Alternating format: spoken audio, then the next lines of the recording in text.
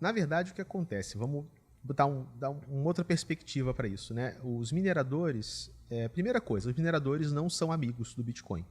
Tá? Perfeito. Então, quem é Bitcoiner, primeira coisa é tirar a visão romântica que você tem de um minerador. Tá? O minerador ele não está jogando esse jogo porque ele é idealista em cripto. Os mineradores hoje são grandes monstros capitalistas que fazem um bom negócio que gera dinheiro. Eles investem em hardware, consomem energia elétrica e colocam dinheiro no bolso. Então, mineradores trabalham com dólares, não trabalham com Bitcoin. Acontece que esse negócio que movimenta Bitcoins, no valor que ele consegue tirar em dólar, hoje paga ele.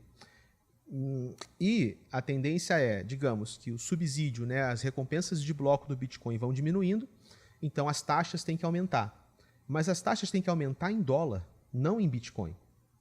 Então, ainda assim, essa viabilidade de longo prazo do Bitcoin, ela depende não só de que mais Bitcoins sejam usados como taxa, mas de que, no momento que esses Bitcoins pagos como taxa sejam convertidos em dólar, que esse resultado final pague o que o minerador precisa. Então, a gente também depende da ação de preço de tela do Bitcoin para essa conta fechar.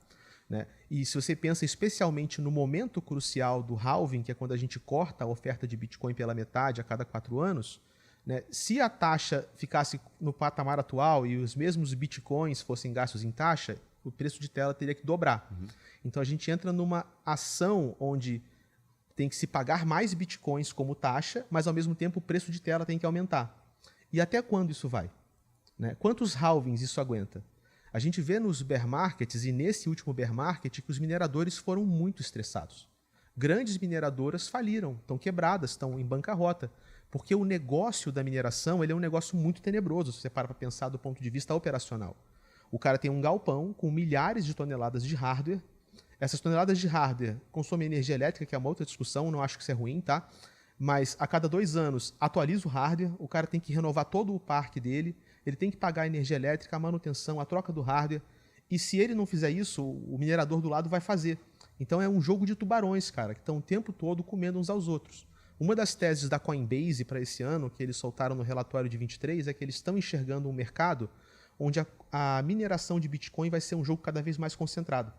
A cada bear market, os mineradores fracos morrem, saem de negócio, e os mineradores de linha dura, jogo duro, absorvem eles. Então, isso pode levar a uma centralização de poder de hash. Tá? Eu sei que os pools de mineração, às vezes até aliviam essa barra, mas se esse jogo continuar para sempre, a gente vai ter realmente um ciclo de alta concentração e de talvez insustentabilidade. Se você pegar o preço de tela do Bitcoin em si e projetar o preço de tela do Bitcoin em escala logarítmica, você vai ver que ele não sobe, ele não dobra, né, a cada 4 anos. Né? Então ele está fazendo um movimento de uma assíntota, que obedece, pelo que parece ali, né, obedece à lei dos retornos diminutos. Né? Então isso indica que, se de fato o preço de tela do Bitcoin ele tem um comportamento de retorno diminuto, a cada ciclo a gente vai ter altas menos altas e fundos menos fundos. E aí o questionamento é, quantos halvings se passam para que talvez essa ação de preço de tela não leve o subsídio para onde ele tem que ser levado? Então a gente pode ter uma ruptura no sistema de incentivo do Bitcoin, aonde todos os mineradores que estão em ação não tem mais incentivo para todos eles. E aí a segurança do Bitcoin vai ter que se reorganizar. Tem jogo para isso? Tem, porque se começar a ficar muito caro minerar, alguns mineradores vão fazer o quê? Vão desligar. Na medida que os mineradores desligam, a rede do Bitcoin responde, ela baixa a dificuldade. Como ela baixa a dificuldade, fica mais fácil minerar, começa a ser lucrativo de novo. Hoje a gente está num movimento que só empurra mais poder para o Bitcoin. Né? A mineração está na máxima histórica, então a gente não teve nenhuma quebra. O Bitcoin está pagando mais, os caras estão minerando mais, pagando mais, minerando mais. Está uma coisa de louco, assim, um frenesi insano. Quando isso quebrar, se isso quebrar, o Bitcoin vai ter que encontrar um novo ponto de equilíbrio.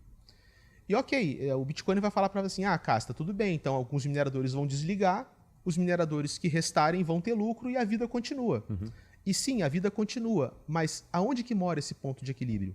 Porque se esse ponto de equilíbrio mora abaixo de 70% do poder ocioso ou de 51% do poder ocioso, então talvez todo esse hardware que foi desligado represente um vetor de ataque que possa voltar para o Bitcoin.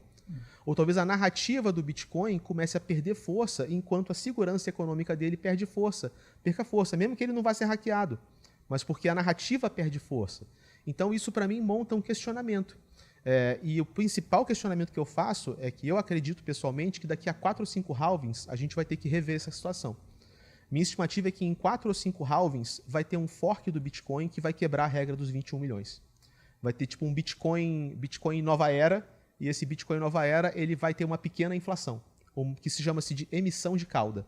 A Monero fez isso, né? A Monero tinha emissão máxima, acabou a emissão, eles viram que a rede ia desmoronar, aí eles voltaram atrás e colocaram uma inflaçãozinha. Não é uma inflação norte-americana, cara, de você triplicar a emissão, entendeu? Durante a Covid. É você ter uma inflação permanente, pequena, que serve como um subsídio constante, para você ter o patrocínio de uma segurança mínima viável da rede. Ou uma coisa como essa acontece, ou entidades privadas vão começar a bancar a operação da mineração por fora. Tipo assim, a Binance não quer que o mercado morra, então a Binance, a Coinbase e a Kraken se juntam, fazem um consórcio e eles fazem um patrocínio de mineradores, entendeu? Mas eu vejo que a rede por si só, dependendo de como a ação de preço de tela evoluir e a capacidade do mercado de precificar o halving não funcionar, essa brincadeira pode quebrar em algum momento, entendeu? Cara, essa é a teoria, tá? Muito interessante essa tua teoria, curti pra caralho. Depois eu quero ler o texto completo. Mas eu queria só saber como é que você chegou exatamente nesse número assim. Não exatamente, né? Porque é um número variável, mas qual foi o racional por trás desses 4, 5 halves, assim? Cara, é porque a recompensa com 4 ou 5 halves começa a ficar, tipo, Muito fração pequeno. de fração de fração. Já começa a ficar, tipo, um nível quase irrisório, entendeu? Claro que se o Bitcoin estiver valendo $1 milhão, essa fração irrisória, Pode ser um pouco mais, essa fração irrisória vai ser muito boa, né? Toda essa teoria se baseia no fato de que Bitcoin não está conseguindo fazer mais máximas como ele fazia antes. Sendo assim, em algum momento, né, ele vai ficar atrás do halving. Porque, teoricamente, o preço de tela teria que dobrar a cada 4 anos. Teoricamente. Claro que no começo ele fez muito mais que isso. Ele se multiplicou por 4 trilhões de vezes, né? Mas daqui para frente ele teria que continuar fazendo isso. Por quê? Porque já em 22, no bear market, os mineradores ficaram completamente afogados. A gente tem contato com alguns mineradores, né, que a gente conhece, a gente conversando com eles, e os bastidores da mineração era assim, cara, estamos desesperados. O negócio está sério. Tá? Assim, esse respiro que o Bitcoin deu agora salvou um monte de gente da indústria da mineração. Mas eles não passaram por isso tranquilos. E se Bitcoin quer realmente ser essa solução sólida, essa moeda robusta que vai salvar a humanidade, ela não pode passar aperto quando o preço cai. Isso não pode fazer parte da solução. Entendeu? Isso mostra uma fragilidade da solução. E ela precisa encontrar um sistema de autossustentabilidade e incentivo econômico que não seja sujeito a isso, a volatilidade destruir a operação, entendeu?